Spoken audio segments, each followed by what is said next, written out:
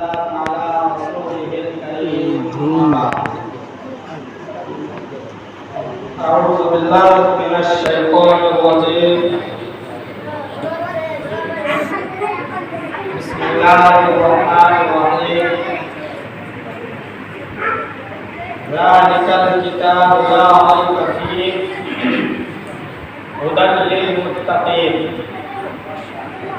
وقال تعالى في موضع آخر: قل هل يستوي الذين يعلمون والذين لا يعلمون إنما يتذكر أولو الألباب. أو كما قال عليه الصلاة والسلام.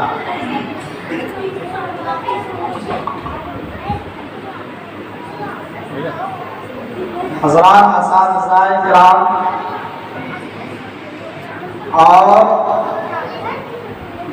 ہمارے تمام مسجد و مربی اور ہمارے خیر خواہ حضرات، اللہ کا لاکھ لاکھ شکر اور اس کا احسان ہے کہ اللہ تعالی نے ہم لوگوں کو اس جگہ پہلی مرتبہ نہیں بلکہ اس سے پہلے کی 2-3 مرتبہ یہ پروگرام ہو چکا ہے. سمجھ لیجئے کہ ہم یہاں جو بیٹھ رہے ہیں دوسری یا تیسری مرتبہ والے، اور پہلے بھی اسی مناسبت سے ہم لوگ یہاں بیٹھے تھے، اور آج بھی الحمدللہ اسی مناسبت سے ہم لوگ بیٹھے ہیں کہ جامعہ اسلامیہ اکرامی العلوم میں 5 حفاظ کرام تیار ہوئے ہیں. تو اللہ تعالیٰ سے دعا کیجیے کہ اللہ تعالیٰ میری زبان سے حق بات نکلوائے اور اس پر ہم لوگوں کو عمل کرنے کی توفیق عطا فرمائے. میرے محترم بزرگوں، آپ حضرات کے سامنے اور آپ حضرات کے گوشے گزار میں ایک بات عرض کر دینا چاہتا ہوں کہ یہ بندہ ابھی جو آپ کے سامنے بیٹھا ہوا ہے اور کچھ بولنے کی صلاحیت رکھتا ہے، اس میں سب سے بڑی محنت جو ہے وہ مشتبہ مربی استاد محترم حضرت مولانا محبوب الرحمان صاحب مظاہری ہیں. کہ جب ہم مدرسہ انوار العلوم بھمیٹ میں زیر تعلیم تھے تو یہ ہمارے اوپر کئی نگاہ رکھتے تھے اور ہمیں بنانے کے لیے، سنوارنے کے لیے ہمارا جہد کوشش کرتے رہتے تھے. یہاں تک کہ جمعرات کا دن بچوں کے لیے خوشی کا دن ہوتا ہے، لیکن حضرت استاد جو ہیں وہ عشاء کے بعد کھانا کھا کر مسجد آتے تھے، کیونکہ اس وقت جو ہے مدرسہ میں قیام کی قلت تھی، رہنے سہنے کی قلت تھی، ہم لوگ مسجد ہی میں قیام کرتے تھے. تو حضرت کھانا کھا کر کے خود مسجد تشریف لاتے تھے اور کہتے تھے: عزیزم، تقریر کی کتاب لاؤ، تم مجھے تقریر سناؤ اور اس تقریر کو یاد کرو گے. اور آگے جو ہے یاد کروا کر کے وہ خود سنتے تھے، اور وہ جو ہے بھمیٹ کی جو مسجد میں وہاں پر ہم کو یہ کہا کرتے تھے کہ عزیزم، آج جمعہ کے دن تم جو ہے تقریر کرو گے. تو خیر، انہیں کی محنت کا نتیجہ ہے کہ اللہ تعالیٰ نے کچھ بولنے کی صلاحیت ہمارے اندر پیدا کی ہے. اور گاؤں میں بھی جب ہم طالب حفظ قرآن کر رہے تھے تو جب بھی گھر آتے تھے اور کہیں بھی گاؤں میں پروگرام ہوتا تھا تو حضرت ہمیں ضرور یاد کرتے تھے کہ عزیزم چلو میلاد ہو رہا ہے، وہاں میرے ساتھ چلو، اور جاتے تھے اور اپنی نگرانی میں میری تقریر کی اصلاح کرتے تھے. یہ ان کا بہت بڑا احسان ہمارے اوپر ہے. اگر ہم زندگی بھر چاہیں تو ہم نہیں چلا سکتے. تو میرے محترم بزرگوں، میں نے خطبہ کے اندر ایک آیت تلاوت کی ہے. ذالک الکتاب لا ریب فیہ، کہ یہ ایسی کتاب ہے جس کے اندر کوئی شک و شبہ نہیں ہے۔ اور یہاں سے جو ہے قرآن مجید کی ابتدا ہوتی ہے، یعنی پہلا پارہ جو شروع ہوتا ہے وہ وہیں الف لام میم ذالک الکتاب لا ریب فیہ سے شروع ہوتا ہے۔ اب ہو سکتا ہے کہ ہمارے ذہن میں یہ بات آئی ہوگی کہ قرآن کریم کے اس صفحے پر، پہلے صفحے پر جو وہ سورہ فاتحہ لکھا ہوا ہے، کیا وہ قرآن کریم کا جز نہیں ہے، حصہ نہیں ہے؟ تو میرے محترم بزرگوں، حضرات علماء اکرام یہاں تشریف رکھے ہوئے ہیں کہ قرآن کریم کی سورہ فاتحہ جو وہ قرآن کا جز نہیں ہے، بلکہ سورہ فاتحہ کے اندر قرآن کریم میں جو 30 پارہ کے اندر جو مضامین بیان کیے گئے ہیں، اس پورے مضامین کو اجمالی طور پہ مختصراً اس سورہ فاتحہ کے اندر ذکر کر دیا ہے، پھر اس کو تفصیل کے ساتھ 30 پارہ کے اندر ذکر کیا ہے۔ تو گویا اگر ہم سورہ فاتحہ کو کسی پارے کا جز یا حصہ مانیں گے تو سمجھ لیجئے کہ وہ سورہ فاتحہ کی جو 30 پارہ کے لیے مضامین کا اجمالی حصہ نہیں ہوگا، بلکہ وہ اس پارے کا ہو جائے گا جس پارہ میں اس کو شامل کریں گے۔ اس لیے یاد رکھنا چاہیے کہ قرآن کریم کی ابتدا جو ہوتی ہے وہ سورہ فاتحہ ہے۔ سورہ بقرہ الف لام میم ذالک الکتاب لا ریب فیہ، تو کہا یہ ایسی کتاب ہے جس کے اندر کوئی شک نہیں ہے۔ اگر کوئی شک کرتا ہے تو سمجھ لیجیے کہ گمراہ ہے۔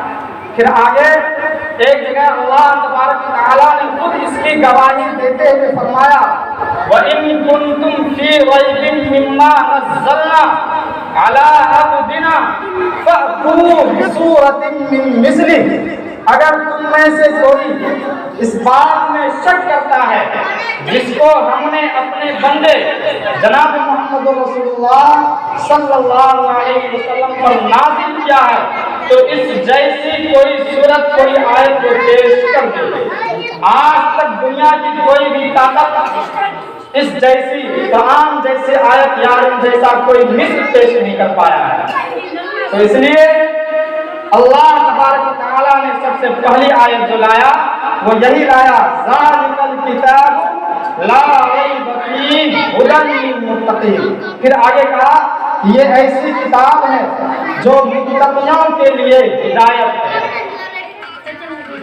ایک بات اور یہاں پر ذہن میں رکھنی چاہیے، یہ کہا کہ متقیوں کے لیے ہدایت ہے، تو متقی کون لوگ ہیں؟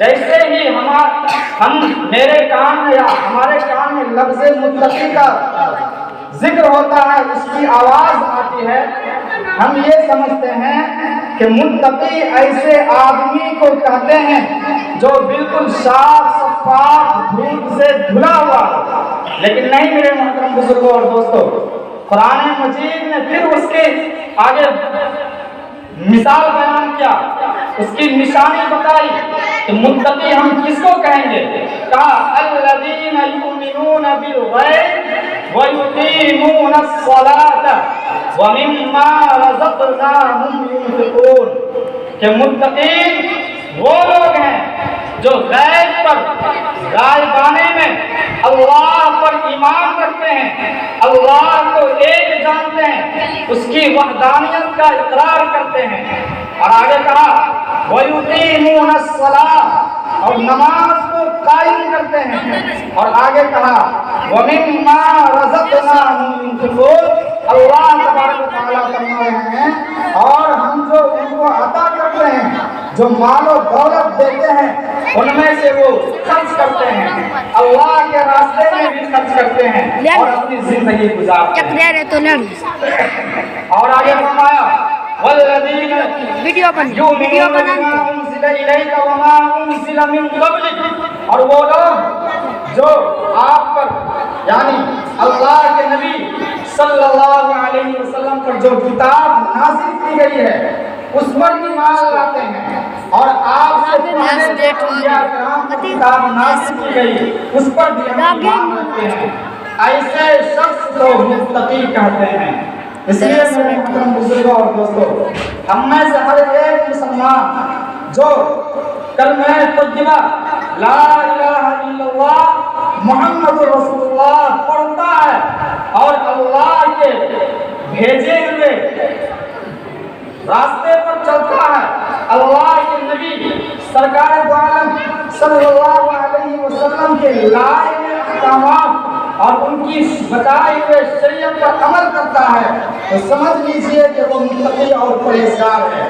اور یاد رکھیے، ہم میں سارے انسان گناہگار ہو سکتے ہیں، کیونکہ انسان کی فطرت ہے الانسان مرکب من خطأ النسیان، انسان کو گناہوں سے مرکب ہوتا ہے، گناہ سرزد ہو سکتا ہے۔ اس کا یہ مطلب نہیں ہوگا کہ اب ہم لوگ متقی اور پرہیزگار نہیں رہا۔ اس لیے میرے محترم بزرگوں اور دوستوں، تو آگے اور چلتے رہیے۔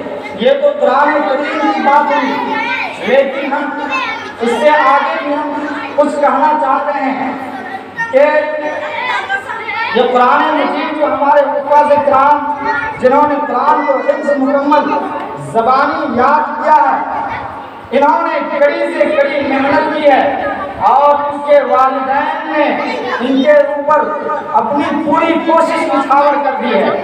اور یاد رکھیے، جیسا کہ استاد محترم نے کہا، صرف بچے ہی حافظ نہیں ہوئے ہیں بلکہ بچیاں بھی حافظ ہوئے ہیں۔ ان میں سے ایک صاحب بچی ایسے بھی ہیں جن کے لڑکے تھے اور ان کے پیچھے انہوں نے پوری کوشش کی کہ ہمارا بیٹا حافظ ہو جائے، لیکن وہ حافظ نہیں ہوا، اللہ تعالیٰ نے اس کی قسمت میں نہیں رکھا تھا، لیکن انہوں نے اپنی ہمت نہیں ہاری، اپنا حوصلہ پست نہیں کیا، بلکہ انہوں نے یہ کوشش کی ہمارے لڑکے حافظ نہیں ہو سکے، ہم اپنی بچی کو ضرور حافظ بنائیں گے۔ آج الحمدللہ ان کی بچی بھی حافظہ ہوئی ہے۔ اس لیے میرے محترم بزرگوں اور دوستوں، جو صاحب اولاد ہیں، اگر اللہ تعالیٰ ان کو اولاد سے نوازا ہے، خواہ وہ بیٹا ہو یا بیٹی، ان کی تعلیم کا انتظام کریں، کیونکہ یہ سال جو ہے میرا آخری سال تھا، عالمیت کا آخری سال تھا، جب بخاری شریف کا سبق ہو رہا تھا، اس میں امام بخاری رحمۃ اللہ علیہ نے ایک باب قائم کیا، باب العلم قبل القول والعمل، یعنی بات کہنے سے پہلے علم کا حاصل کرنا ضروری ہے، اسی طریقے سے عمل سے پہلے علم کا حاصل کرنا ضروری ہے۔ اگر ہمارے پاس علم نہیں ہوگا، کیا ہم یہاں بیٹھ کر کے بات کر سکتے ہیں؟ نہیں۔ اس سے پتہ چلا بات کرنے کے لیے، لوگوں کو سمجھانے کے لیے، اس سے پہلے علم کا حاصل کرنا ضروری ہے۔ اسی طریقے سے جب ہم شریعت پر عمل کریں گے، اسلامی احکام پر عمل کریں گے، عمل کرنے سے پہلے بھی علم کا حاصل کرنا ضروری ہے، کیونکہ جب تک ہمیں علم نہیں حاصل ہوگا، جب تک ہم علم حاصل نہیں کریں گے، تب تک ہم صحیح طریقے پر دین پر ہم عمل نہیں کر سکتے ہیں، اسلام کے لائے ہوئے طریقے پر صحیح معنوں میں عمل نہیں کر سکتے ہیں۔ کیوں؟ اس لیے کہ ہمیں پتہ ہی نہیں رہے گا کیا حلال ہے، کیا حرام ہے، کیا جائز ہے، کیا ناجائز ہے، کیا صحیح ہے، کیا غلط ہے۔ یہ سب جو حاصل ہوگا ہمیں علم حاصل کرنے سے ہی حاصل ہوگا۔ اس لیے میرے محترم بزرگوں اور دوستوں، ضروری ہے کہ ہم اپنے بچوں کو، جب ہم لوگ چھوٹے تھے تو پڑھنے کے لیے مدرسہ جایا کرتے تھے، مدرسے میں پڑھنے کا شوق بہت زیادہ تھا، لیکن وہاں پر کوئی انتظام نہیں تھا۔ اس وقت صرف نازلے کی پڑھائی ہوتی تھی، تو استاد محترم نے ہم سے پوچھا کیا مدرسے میں پڑھو گے؟ ہم نے کہا جی پڑھیں گے، تو لے کر کے گئے، مدرسہ میں داخلہ کیا، آج الحمدللہ میں آپ کے سامنے حاضر ہوں۔ لیکن یاد رکھیے، سرپرست محترم حضرت مولانا عبدالحفیظ صاحب قاسمی کی محنت اور حضرت مولانا مظفر صاحب رحمانی کی کاوش کا یہ نتیجہ ہے کہ آج ہمارے گاؤں میں حفظ کا نظام قائم ہوا اور دسیوں بچہ الحمدللہ حافظ ہوئے ہیں۔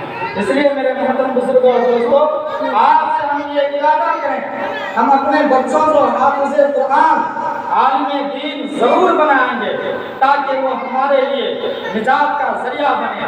تو بس انہی باتوں پر میں اپنی بات کو ختم کرتا ہوں۔ ربنا تقبل منا انک انت السمیع العلیم وتب علینا انک انت التواب الرحیم۔